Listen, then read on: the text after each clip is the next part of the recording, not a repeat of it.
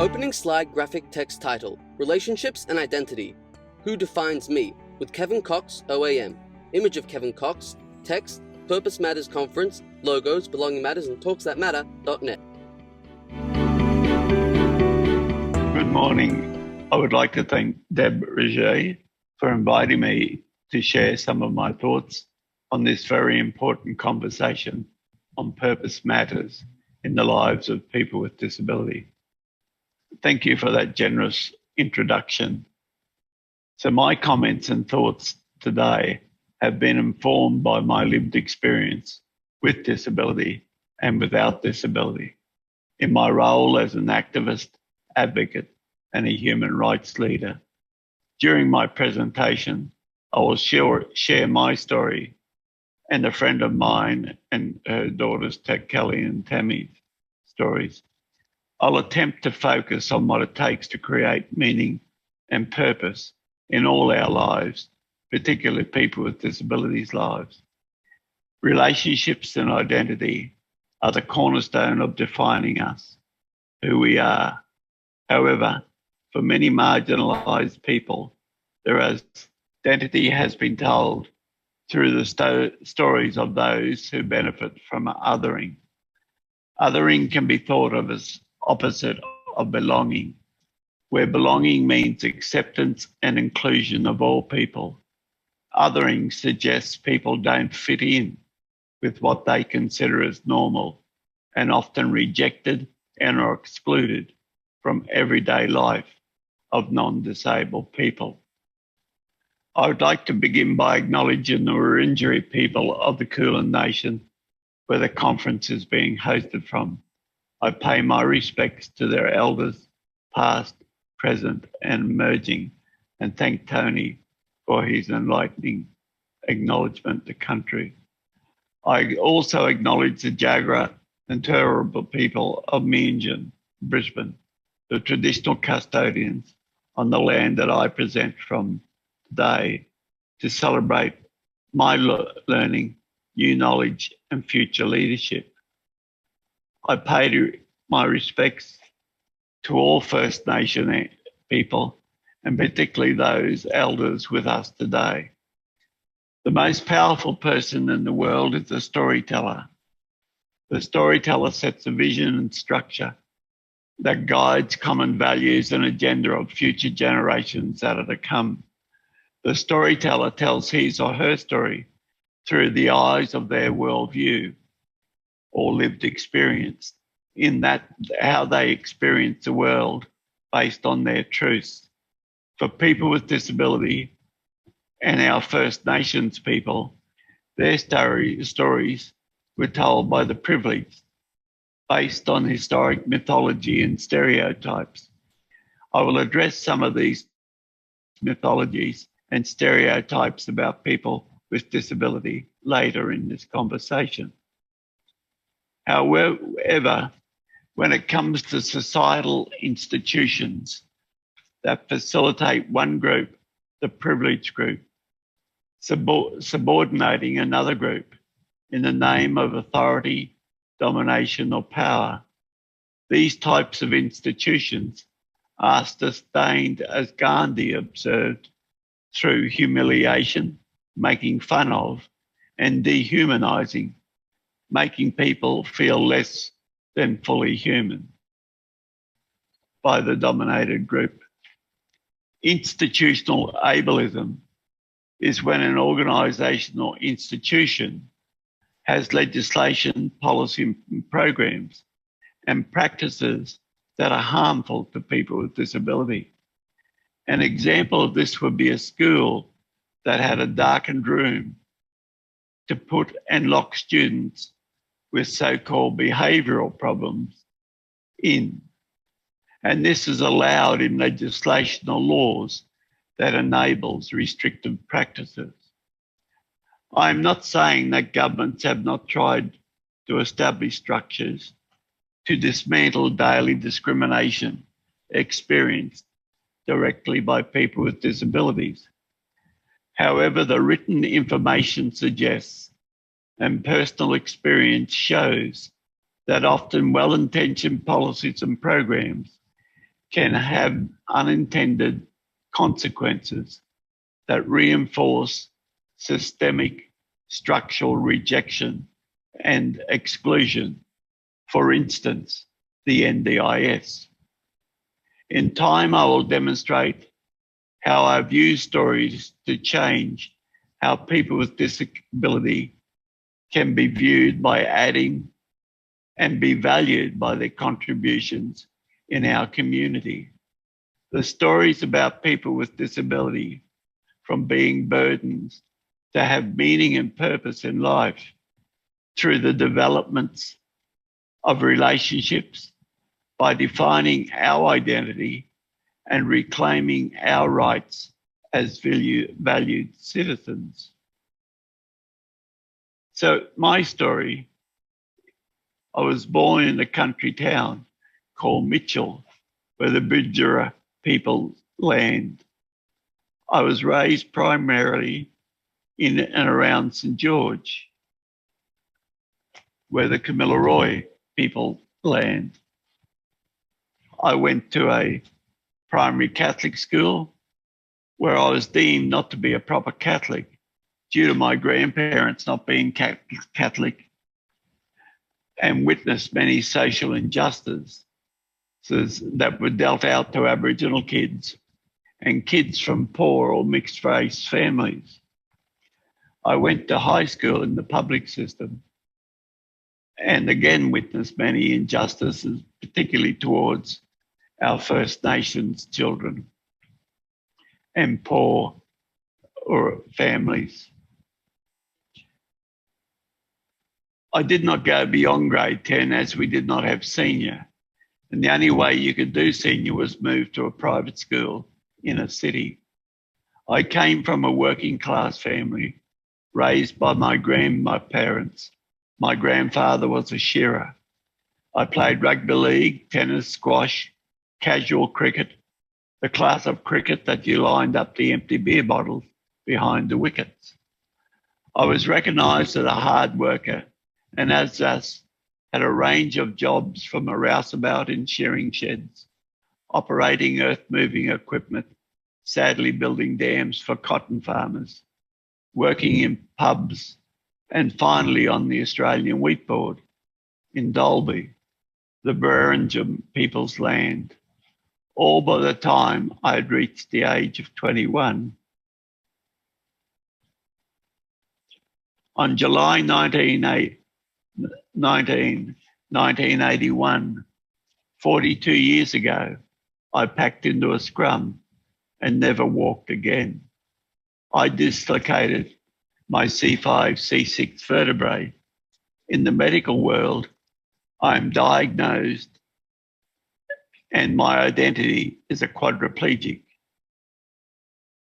Thus, in the institutionalized ableism construct, I'm a burden on society and I'm seen as a deficit and framed within a tragedy model. For me personally, not walking again wasn't the tragedy as it was made out in society by those who benefited from this philosophy of the personal tragedy model. I will come back to this point later, but I want to share with you my experience of the medical model. From July 20, 1981, the medical model began a new story of who I was. I was a quadriplegic.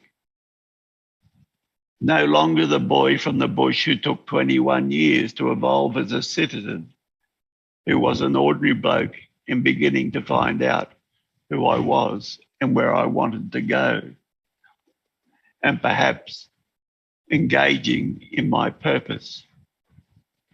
In an instant, that 21 years was removed. It felt like someone thrust their fist into my chest and stole my identity, my dignity, and my spirit.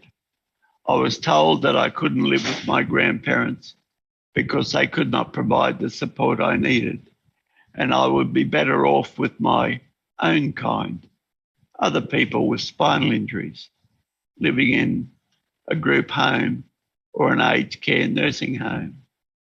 I thought to myself, my own kind are my family, my work colleagues and mates, and my football colleagues and mates.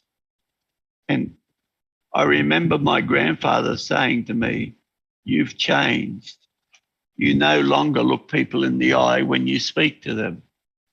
That was one of your strengths," he said. I knew deep inside I changed.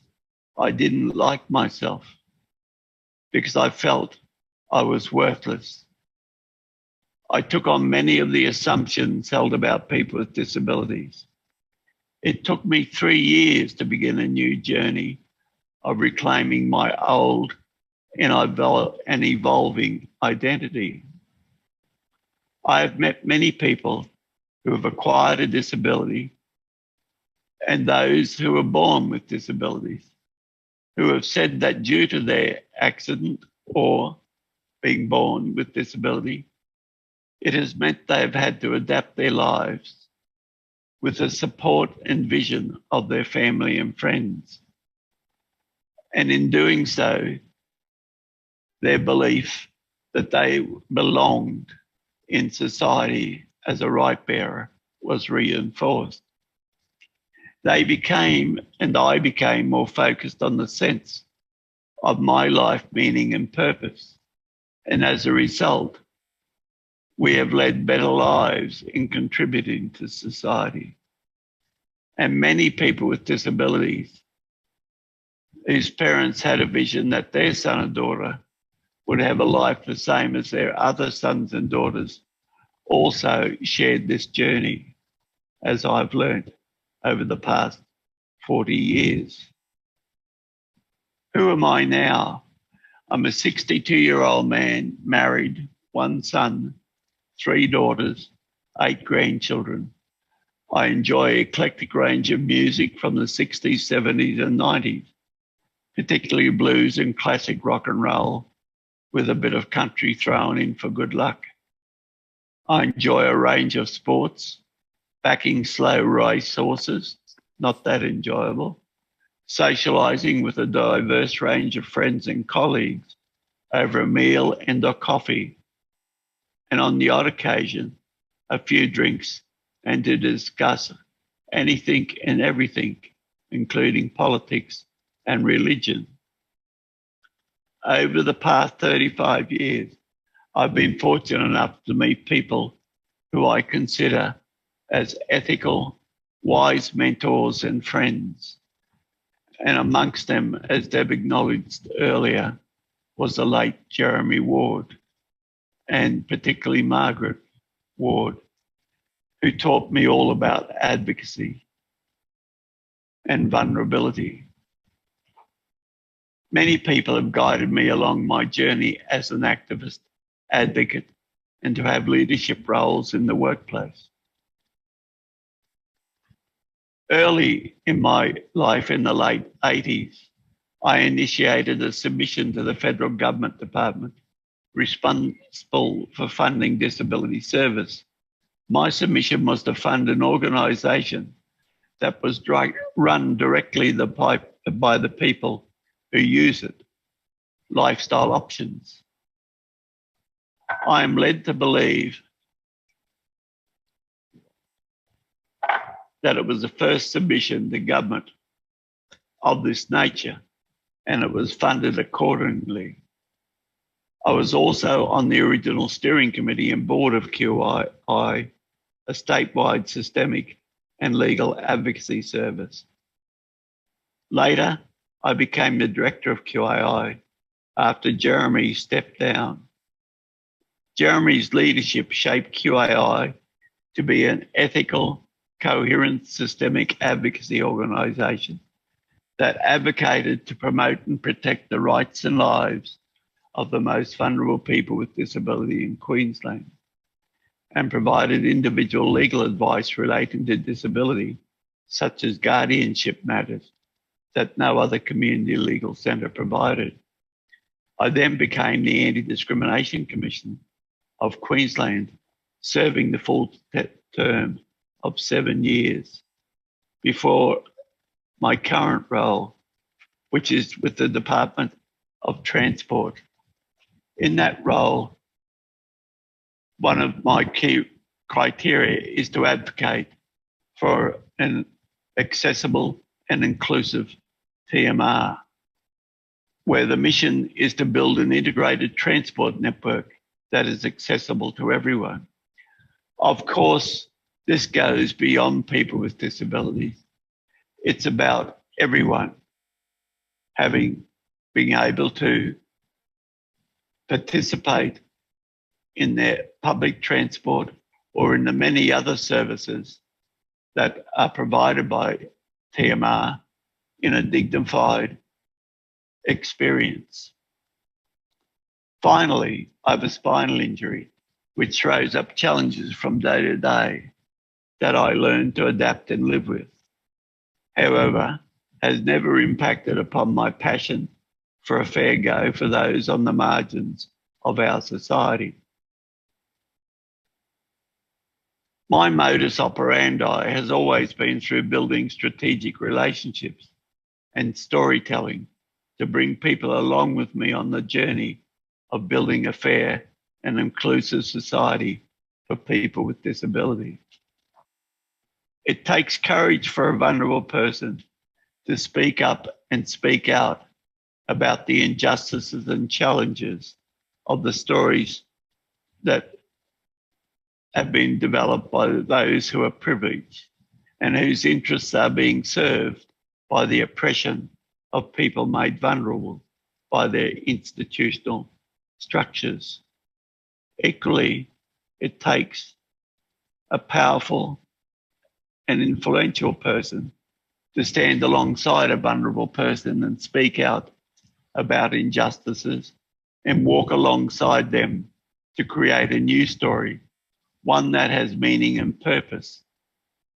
Unconsciously, you may create a new space. In doing so, an inclusive community and welcoming of difference. Following are some of the assumptions that we need to argue and change so we can create new stories about people with disabilities having roles with meaning and purpose in everyday life. People with first one is people with disability are different from fully human people. We are partially or limited people in any other and lesser category. As easily identifiable others, we experience separation, isolation, and segregation. The successful handicapped person is superhuman, triumphing over adversity in a way that serves as an example to others. The burden of disability is unending. Life with a person with disability is a life of constant sorrow, and those without disability stand under continual obligation to help them. Fourthly, a disability is a sickness, something to be fixed, an abnormality to be corrected or cured. And if it can't be fixed, they're to be locked away, out of sight, out of mind. Fifthly, people with disability are a menace to others, to themselves, to society. This assumption is especially true of people with mental illness or intellectual disability. People with disability, especially those with intellectual impairments or cognitive impairments, are wholly innocent and out of special grace with the function of inspiring others to value life. Eleanor Roosevelt says, "Where do human rights begin?"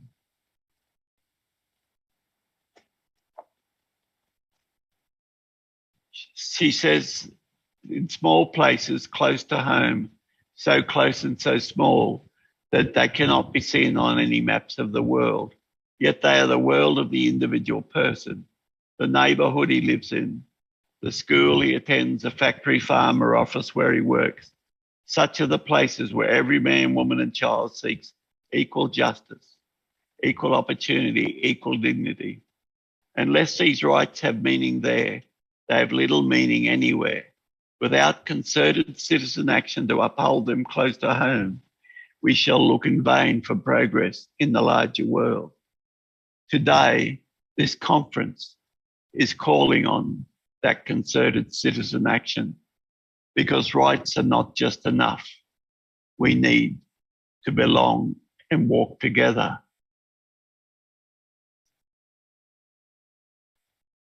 Finally, I want to just share some photos and the story of Tammy and Kelly, who participate in life despite having very complex health and disability needs, support needs. Kelly, welcome back to the Wuthering Heights Day, which is Kate Bush's birthday, where everybody dresses up in red. Kelly also loves the Bridge to Bridge fun run. Tammy started Nice Fovo's team friends, the Marta fun run. And Kelly also loves the local football.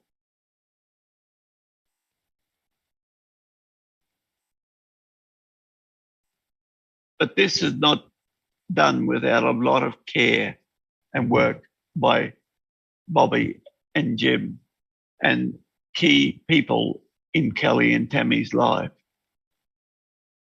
I would also argue that Kelly and Tammy have a reciprocal relationship with their family, friends, networks, and support staff in providing them with meaning and purpose. In that we all have a greater understanding of how and what we need to do to create new spaces that are welcoming and inclusive of Tammy and Kelly and other people with disability, but particularly for Tammy and Kelly as individual women with individual likes and dislikes, reinforcing the quote that no man is an island. We all function and flourish by mutually supporting each other. Finally, this conference provides an opportunity for us all to think deeply about our own meaning and purpose in life. In the words of an elder from the Cape York who I met many years ago, he said it is important in our culture that we look, listen and learn. His wise advice I took, and I hope you will at this conference. In closing, I draw upon Helen Keller. Though it is true that there is no king who has not had a slave among his ancestors, and no slave who has not had a king among his, when indeed shall we learn that we are all related one to the other, that we are all members of one body? Alone we can do so little, together we can do so much. Thank you. Closing slide graphic text, with thanks to Kevin Cox, OAM, Crowd Comms Purpose Matters Conference 2022. This video was made possible with the support of an information and capacity building grant through the Department of Social Services, produced by Belonging Matters. Belonging Matters makes every effort to provide accurate and up-to-date material. However, information is subject to change, and our materials for reference only. This video was filmed on the land of the Wurundjeri Woi-wurrung peoples of the Eastern Kulin Nation. Logos, Belonging Matters, talksthatmatter.net.